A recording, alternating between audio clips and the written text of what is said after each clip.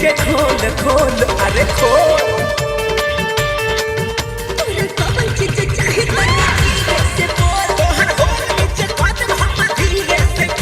एकर मतलब ई कि तू अपन बहिन मातारी बेटी के 100 आदमी के साथे सुता के ई पैसा लेके आइल बाड़े।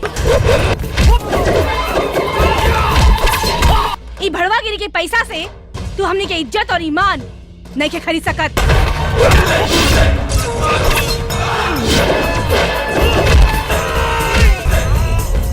सुन ले साजन दे फरिया के गोबार, टूटल मचाने पर ना काटू हमसे रात फटे, बात नियन कहूँ से बदलवाना फटे, बात नियन कहूँ से बदलवाना।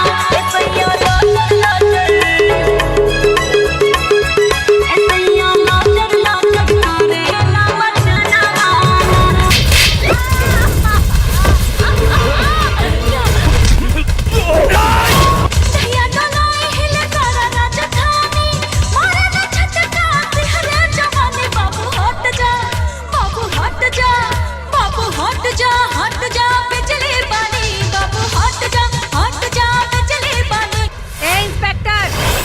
हमरा के एरू गैरू वकील मत समझा। हम ईट से ईट बजा दे और अगर तू हो का साथ देहला तो तोहरा के भी जेल के हवा खिलाए। हो गई दीवाना तोरे प्यार में ओ जाना, प्यार में ओ जाना, तोरे प्यार में जाना। ओ सावरी सावरिया तन मिले आ जाना, ओ सावरी सावरिया तन मिले आ जाना।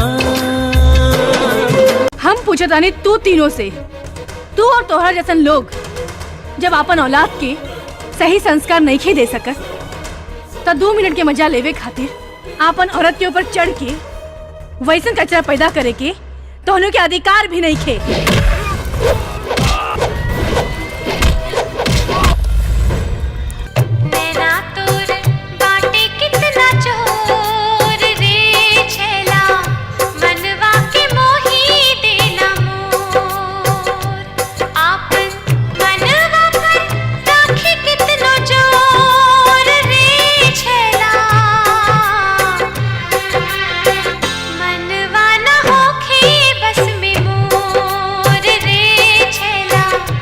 वकील नु बिया बाग नेखे नु कोनो जंगल के जे हमरा बेटा के हमरा खा जाई।